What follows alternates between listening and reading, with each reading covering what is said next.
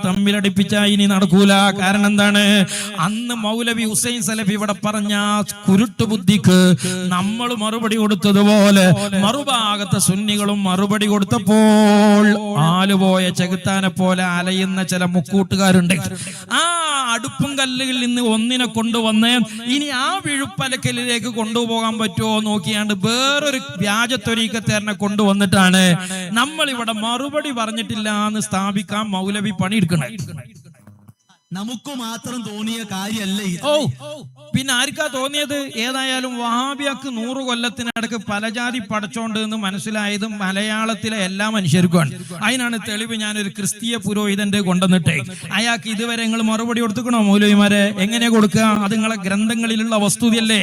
ഇനിയിപ്പം മൂപ്പര് തെളിവിന് കൊണ്ടുവരാ. ആരെ?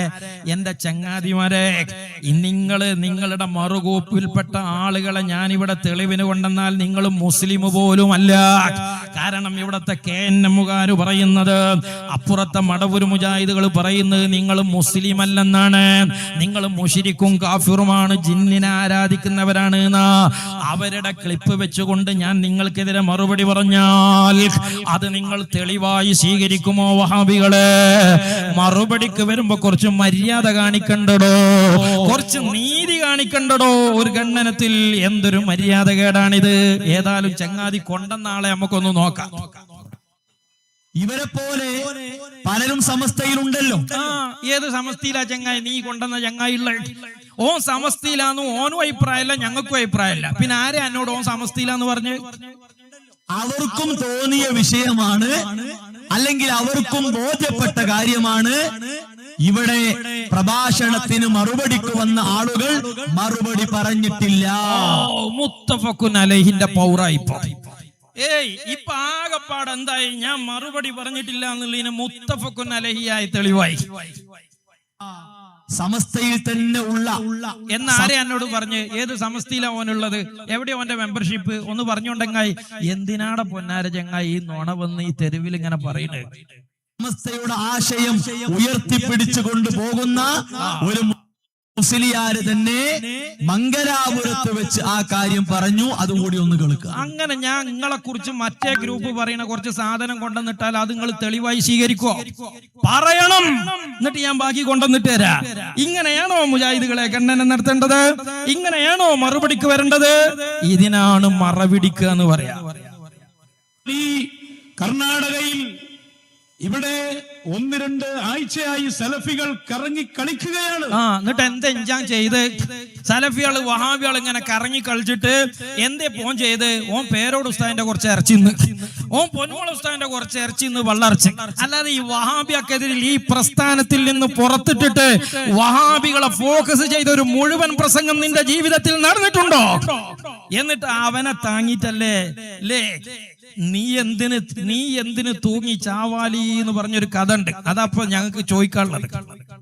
AC റോഡിൽ ഹുസൈൻ സലഫി വന്നു. അയാളുടെ ഭാഷയിൽ ഒരു പ്രഭാഷണം നടത്തി. ആ പ്രഭാഷണത്തിന് മലപ്പുറം ജില്ലയിലെ മമ്പാടുള്ള ഒരുത്തനെ കൊണ്ടുവന്നു. അദ്ദേഹം മറുപടിക്കായി വന്നിട്ട് സലഫി പറഞ്ഞ വിഷയങ്ങളെ കുറിച്ച് കാമാ പറഞ്ഞില്ല. ചങ്ങാതി, സലഫി ഇവിടെ പറഞ്ഞത് അയാള് സിറാത്തുൽ മുസ്തഖീമാണ് എന്നാ. അതിന് ഞാൻ മറുപടി പറഞ്ഞത് അയാള് സിറാത്തുൽ മുസ്തഖീം അല്ലാന്നാ. അതിന് ഞാൻ തെളിവുദ്ധരിച്ച ഒന്ന്, വഹാബികൾക്ക് സ്ഥിരമായൊരു ദൈവവിശ്വാസം ഇല്ല എന്നാണ്. അത് മറുപടി ആയിട്ടില്ലേ കുഞ്ഞാനെ? അയാളാപ്പയ അള്ളാന്റെ കയ്യും കാലും നിറഞ്ഞു പോയി. അതും പ്രശ്നല്ലേ? എന്നാ പിന്നെ വഹാബികളൊപ്പം നിന്ന് കണ്ട് അജ്ജു കൊണ്ട മറുപടി. എങ്ങനെയാണ് ഈ KM മൗലവിന്റെ പഠിച്ചൊപ്പം മുജാഹിദീങ്ങൾക്ക് ഇല്ലാതെയായത്? ഈ കൊണ്ട മറുപടി അല്ലേ? എങ്ങനെയാണ് അമാനി മൗലവിന്റെ ഖുർആൻ പരിഭാഷയിലുള്ള പഠിച്ചോൻ ഉമർ മൗലവിക്ക് ഇല്ലാതെയായത്? നീ കൊണ്ട മറുപടി. ഞങ്ങൾക്ക് മുജാഹിദീങ്ങളിൽ നിന്ന് ഇതിന് മറുപടി കിട്ടിയിട്ടില്ല. അതുകൊണ്ട് ഇനി മറുപടി നീ കൊണ്ട. നാളെ വഹാബികൾ വീണ്ടും അവിടെ പരിപാടി വെക്കുകയാണ്. അതുകൊണ്ട് എന്തൊരു തീർപ്പതിയോനെ അല്ലേ? നമ്മൾ വഹാബിയാക്ക് മറുപടി പറയുമ്പോ വലിയ ടെൻഷൻ ഉണ്ടാകുന്നത് ആരാ? ഇവനാ അല്ലേ? നിഫാക്ക് എന്നല്ല ഇതിനൊക്കെ പറയാ. കാരണം അവർക്ക് ആഘോഷമാണ്.